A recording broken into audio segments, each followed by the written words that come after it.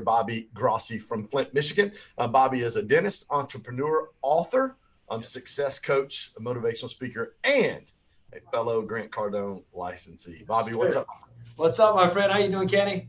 I'm doing good, man. Hey, tell everybody a little bit about where you are, kind of what you've got going on, and just take a minute to introduce yourself, man. Well, hey, I'm Dr. Bobby Grossi. I'm born and raised in Flint, Michigan. What I got going on, basically, man, is I'm looking to grow and develop not only my dental office, which I've taken from a $1 million office to almost a $4 million office. I'm very proud of that in Flint, Michigan. But I always look to ways to develop my team, develop people around me. I love coaching kids. I'm also created the Dentist CEO platform, which is to mentor dental students and kind of teach them the business side of dentistry. That's like my new endeavor and my passion. I also own Great Lakes Dental Design, which is a lab for dentists. So I'm always looking for ways to constantly change and move and motivate people. But I know first and foremost is I'm here to serve people. So I love serving people, and I'm just pumped up the fact that maybe I can make the greatest influence in their life, man. I love it, dude. You need to add serial entrepreneur in your bio. You need to tell Nate May to get that done. It needs to be serial entrepreneur. You said a couple things, Bobby, in there that I love. You said you took your business practice from, and I think these kind of things go hand in hand. And so I'd love to spend some time talking about, we always, at Grow Stack Drive, we talk about mindset, we talk about business strategy, personal strategy, and we talk about multiplication through leadership development. One of the things you said in there was kind of a strategy leadership development thing. You said you took your practice from 1 million to close to 4 million. Yes. And I'm from Pontiac, right? So if nobody's, I was born in Detroit. I grew up in Pontiac. I spent half my life in the South. That's where the accent comes from. My father still lives in Michigan. My sister lives in between Detroit and Ann Arbor and Canton. So I'm a big Michigan fan. So Flint does not have a very great reputation around the country, nor does Pontiac. And you've taken a business from $1 million a year to $4 million a year. Talk to me about that process, Bobby. What did that look like for you? I mean, to me, originally when I got into dental school, and I got through it, I thought it was just going to be easy. I thought they taught you the basics of dentistry and you're just going to turn out and it's just going to work out. Always came from blue collar family. My grandpa was a shoe repairman. I mean, there was no such thing as life's handed to you. It was grit, hard work, determination. But the light bulb went off for me was when it ended up not being about me. And I know that sounds corny, but when I focused more on developing my team and investing in my team and investing in the community and kind of going out there and making a greater impact with whether it's the free dental days or whatever it is, when I started to give way more than I ever thought I'd come back in, that's when life changed. That's when it just all kind of, I don't know, call it what you want, call it the Holy Spirit, call it God's plan, call it your subconscious mind, whatever you want to call it. When I changed my mindset from me to them, that's when the greatest impact started to change. It was no longer about me. It was about us. It was about, let me over deliver and serve and see what happens. Now, it didn't jump in 1 year. It's not like I grew it that fast, but it was this constant, I think Grant Cardone says it the best is he goes, you don't want to have this, right? You don't want to have this. You want to go ooh, and keep going up. And I know you being a 10X licensee like me, we listen to Grant and we listen to successful people. And I just started investing, and I'm talking monetarily and emotionally. And so my morning huddles were no longer about numbers. Yes, we talked about numbers. My morning huddles were about, okay, how can I touch person's X life today and motivate them? So what I started to do is I started to train myself and get around people. We talk about proximity, Ken, but I started getting around people that knew what they were doing, not even in my field, but just business people. And I said, okay, I'm going to learn, and then I'm going to now share with my team what I'm learning. I think too many times people try to just have all this knowledge. We call them the knowledge bunglers. They have all this knowledge and they don't want to share it. No, man, share the wealth. Just give as much as you can give to patients, to your staff, and it just works itself out, brother. That's it. That's how I changed my mindset. I want to hit on proximity in just a minute, but you said something that I absolutely love. So, my good friend Nate May, that you know real well, Nate and I had one of the same mentors back in ministry days. I was speaking on stages in front of 5,000 to 20,000 people at a pop, and One of the times I was at Palace of Auburn Hills and the Silverdome. They had a gigantic student thing going on, 80 some odd thousand people. There's about 7,000 or 8,000 leaders there that day. And after I got off stage, Jeannie was one of the next speakers, and she was one of my mentors. She took me to lunch. I'm right there in Pontiac where I grew up. And so here I am on one of the largest stages, 8,000 people. I'm talking about leadership and how, exactly what you're talking about. This is the question she asked me. She said, Ken, do you want to be significant or do you want to be successful? Because they're two vastly different things. She said, if you start out to be significant, you'll always be successful. If you start out to make a difference and impact in other people's lives, which is exactly what you're talking about, it stopped becoming about me and it became about them.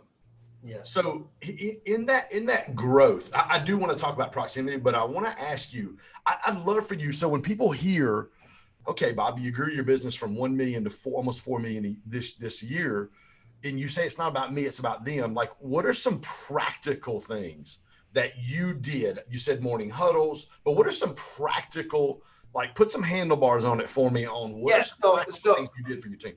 So, I mean, let's just take it from a patient's point of view. I used to think, well, first of all, the ego left the door.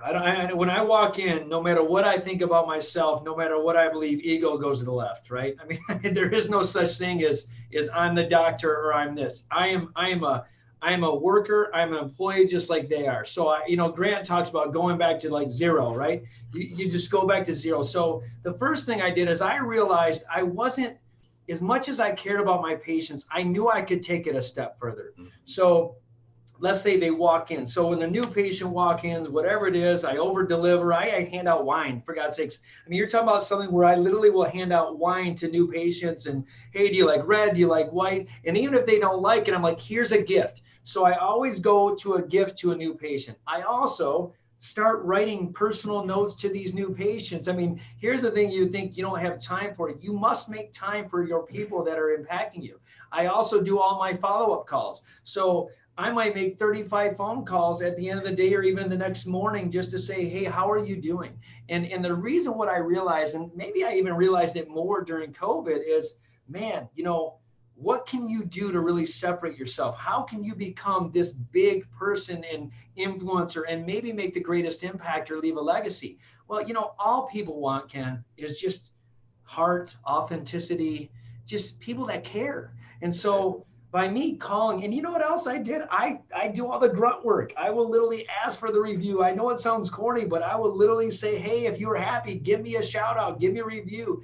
I do the things that other people maybe won't do. And I become very personable, even with my staff. If my staff has an issue, I stop, drop, and roll, and I focus on that issue. It is not, if you're not able to play the game, we talk about when you come in, there's a lot of white noise out there, a lot of white noise out in the universe. When you come in, you got to be game ready. So I don't care what's going on in your personal life. We are on a stage. Sounds corny because you think I'm a dentist and I'm talking about a stage. But when you're in front of people, clients, man. Yeah, when you're in front of your clients and your customers, they don't care about your personal life. They don't care. They want to know, how are you going to serve me and help me? So even my staff, if they're down, hey, do you need minutes? What do you need help with? And I just make sure I go above and beyond. But every single day, if you just said, what are some tools you could do? Check in with people. Hey, how are you doing today? Grant calls it up the follow-up or whatever it is.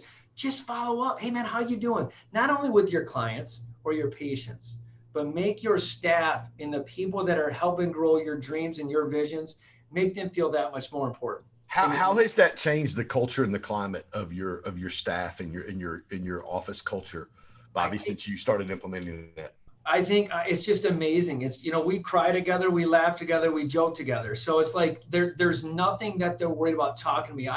With my kids and my wife, we're best friends. And that's the one thing you got to say is, like, no matter who you are, you want to be their best friend and people they can trust. And what's happened is all the barriers, when I give them the money they deserve, when I give them the raises, when I fight on their behalf, because if I can't be the only one growing in this. And that's the thing, pigs get slaughtered, Ken. You can say what you want. A pig gets slaughtered at the end of the day. And if they're vegans out there, I apologize. But so I don't apologize. Yeah. So my thing is how can we all grow? You talk about grow, stack, drive.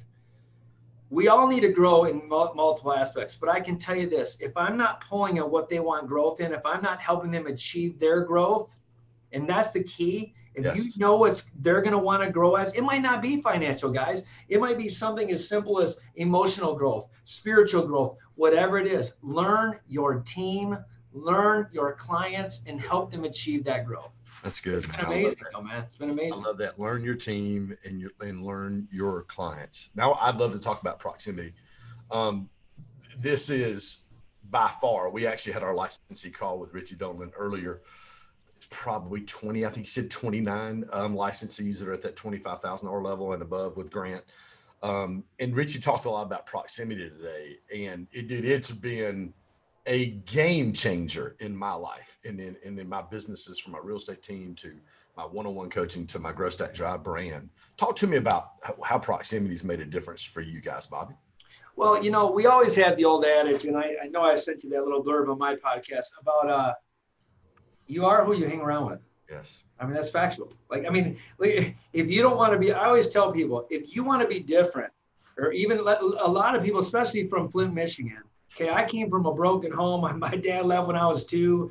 We're not going to get into all the semantics of my life, but it hasn't been peaches and cream. And so my mom planted a seed in my head early on of, she struggled with money or she struggled with this. I knew that I had to get around people that didn't have the same problems I had.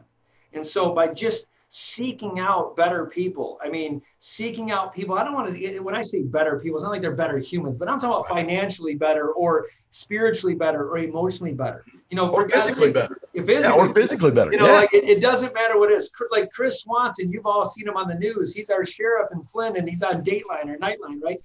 Those are the people I hang around with. I hang around with leaders. I follow myself with people that are so much better than me. You cannot be the big fish in a small pond. You can't.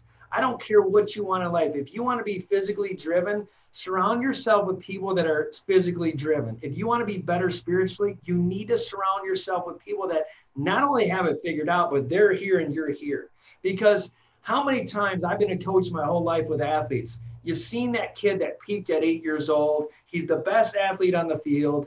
You think, oh, he's going Division I, and all of a sudden, some 5'5" little dude or little girl outworks their butt, has never been the best, got cut from their teams, and now they are the world-class stars.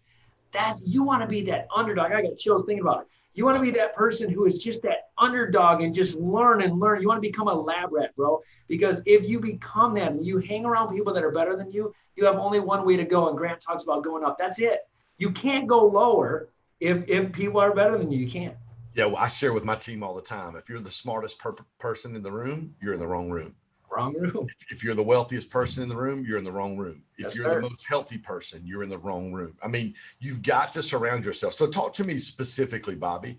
Obviously, Grant's made a difference in my life. He's made a difference in your life as well with the 10X principles and really that movement and that call to live life at a higher standard. Who are some other people that have made a difference in your life? I don't even know him, but I read John Waxwell, because I can read his books on leadership. The Jay Geyers of the world, who did a lot of dental training consulting. I have a guy that I won't say his name, but there's been billionaires I've hung around, right? That they treat, what's amazing about some billionaires, right? I literally, Flint, Michigan has 5 billionaires that I can say, Flint, Michigan, I don't believe that, right? There's so much, and what I loved about people, and I won't use their names because they're that wealthy, they were just humble. They what's funny? The more money you have, which is funny, the more money you want to help people. The more people actually want to help. That's what's crazy. Like people think the wealthy don't want to give back. Oh my God, that's all they want to do. The people that are truly wealthy, all they want to do is teach you how to become wealthy. Right. Like it's crazy, right? And then you have one of my biggest influences in my life. You're gonna chuckle. Is my wife. My wife, you said, my wife, she makes me become better every single day. She drives me and grinds me, and she will call me out quicker than anybody. But honestly, my wife, my kids, but really, as far as leaders, Nate May, Ken Joslin. I'm not saying it just because you're here. I watch what people do, and I get inspired by them. I get inspired, whether you're in real estate or you're shining shoes. I don't care whether you're the janitor. Doesn't matter. I love hard work, grit, and determination. Those are some people. One of the things I think, Bobby, you mentioned this just a minute ago with Dr. Maxwell, John Maxwell. I don't even know how many New York Times bestsellers he's got, like 8,055 or something. It's ridiculous. Yeah. How many books this guy sold in the leadership of millions of people that he's helped raise that ceiling, or in his words, the law of the lid. He's helped raise that lid. A lot of people get confused when they say, well, I don't have access to Grant Cardone, or I don't have access to Coach Michael Burt, or I don't have access to a Ken Johnson, or I don't have access to a Dr. Bobby Grossi. Like, so talk to me about not just the personal access. Like you said, I've never met the guy. Talk to me about the difference that leaders that you may not ever be able to get on the phone with, have coffee with, have a podcast with. Talk to me about the difference that can make in an individual's life and what it's done in yours. Okay, so like my second year of dental school, I was at the lowest of low, and so I was just struggling. You know, my wife will tell you, and everyone will tell you, I was working third shift at GM, trying to put myself through school. You know, there's 142 credits in dental school. I worked in Romulus GM plant. I grew up in Flint. My dental school was Detroit Mercy, so I was literally running myself ragged. And people would say, oh my God, you're so strong. And I was so disappointed. And I'm going to tell you why I was disappointed, because I started becoming victim. I started becoming a victim to my circumstances and actually feeling sorry for myself that I only could sleep 2 hours a day. Look, that was my choice. It was my choice to have a wife in dental school. It was my choice to have a child my first 2 years in dental school, right? It was my choice to do all this. It's nobody else's problem. And so I started playing victim. Well, I'm just not doing well because I'm just tired. And that's a bunch of BS. So what I did is I said, hey, you need to figure it out. You need to get guidance. So you asked the question of, what can somebody do? Man, I just picked up a book and I started focusing on myself every single day. Tony Robbins said something, and he says, I am the voice. I lead, not follow, believe, not doubt, create, not destroy. I'm a force for good. I defy the odds. I set new standards and I step up. I heard him say that, and I started doing positive affirmations. That's how this all started. I just started doing positive stuff, and I started focusing on gratitude of what I have and the potential I have versus on what my struggles are. I didn't focus on the struggles anymore. And what I realized is leaders, 1%ers of the world, even if you're not a leader, if you don't consider yourself a leader, people that have this other level that they can go to, the 1%ers or the 5%ers, really the secret sauce, as you will, the internal drive, they start to focus on how they can become better within themselves. It's nobody else. They accept accountability for their life. And then they say, okay, what aspects do I have to grow in? And they just take that step. And I love the analogy of the pebble and the pond, or even just the marathon. You know, life is nothing but a marathon. And what I want people to realize is wherever chapter you're at in your life, it can easily, you just write another chapter. So like, it's really simple. You're the author of your book. You know, I might've just put some books on a screen, but you're really the author to your story. And it's how you really want to see the story end. And I think, Ken, you know, we both have a 10X journal, and we write down every day our goals and our visions and our plans, right? I mean, mine's over my other desk. I'm writing notes in it right now. Right. So the cool thing is, I think that you asked, if you're not around leaders, you can buy a book, guys. John Maxwell sitting right here. You can buy, look, if you can't invest $10 on a book, $20 on a book, $30 on a book, do me a favor. Don't give me any nonsense, because you really don't want to be better. Podcasts are free. Yeah, podcasts are free. I got an idea. Go watch something virtually for free. Go join. Look, man, get around people. The Ken Joslins. I mean, even myself, I consider myself. I'm infectious. Get around people that inspire you and lift you. You know. Go ahead. Let me ask you this question real quick, Bobby, because we've got a few more minutes. And your passion's like coming out of my screen, dude. I got passion ripping out of my screen right now. So you've got the dentist CEO. You've got the dental practice. You've got the, you named about 3 or 4 different businesses, or maybe. I have Great Lakes. Yeah, so I have Great Lakes Dental Design, which is an outside lab that does a lot of lab work for dentists. And I also have the Grossi Institute, which teaches dental assisting schooling and other mentorship. So, yeah. So you've got 4 or 5, you've got a handful of businesses. Yeah. So here's the question, because I can see people that are listening to this, they go, well, how do you get all that done? Oh, that's like, how do you fit that into your, how do you fit all that into your day? What does that look like? Well, the good news is, Ken, I mean, you started at 5:15, because trust me, I follow you. I know when you get up. I was a bird this morning. Yeah. So here's the thing. It's not even about when you get up. It's when you decide to punch out. So like if you get up at 9, I might punch out at 1 a.m. If you get up at 5, you might punch out at 10. The time doesn't matter. I don't believe that there's a struggle with time. I believe there's a struggle with prioritizing time, right? So to me, time is a number that we created just so everybody communicates. Time is infinite. There's no such thing as a 24-hour clock, right? There's not. What I did is instead of eating lunch, okay, so I fast. So this is what I did. When I wrote my books, I'll give you an example. I wrote 2 books. I'm like, how did you do that and do all this? Well, while you guys were eating lunch, I was writing a chapter. Right? I was drinking my lunch, right? Or I was doing something as I was doing it. So while people are watching social media, with all due respect, and might be watching Housewives or whatever, I'm doing something else. So, but don't mistake that. Like I still have the time with my wife and my kids, but I don't believe in a balance. Balance is a bunch of nonsense. There's no such thing as balanced time. It's impossible. You can have quality time, but not balanced time. So I just prioritize what I need to accomplish in that day. And I said, what do I have to do today? That's it. Like body, being, balance, and business. What do I have to do? And I focus on one thing and I just move the needle. That's it. That's good, man. The one thing I firmly, wholeheartedly believe in is that when you're doing something that you're really passionate about, when you're doing something that you're passionate about, it usually leads to fulfillment, and fulfillment usually will replenish you. Yes. So literally at the end of the day, you may be physically tired, but man, your heart's full. Like I tell people all the time, when you discover what your purpose is, you connect and walk out that purpose and you see people win. I posted a story on my Instagram page today from Melissa Stewart. She is a business owner in Illinois or Indiana. I posted a story from her this morning that she actually sent me last night. And she said this, and I posted, she said, we surpassed our salon retail goal for the month of June. I'm on the bike this morning. Dude, I'm sweating bullets, 15 miles, dude. I'm dying, right? I had probably 2 or 3 slices of pizza more than I should have last night.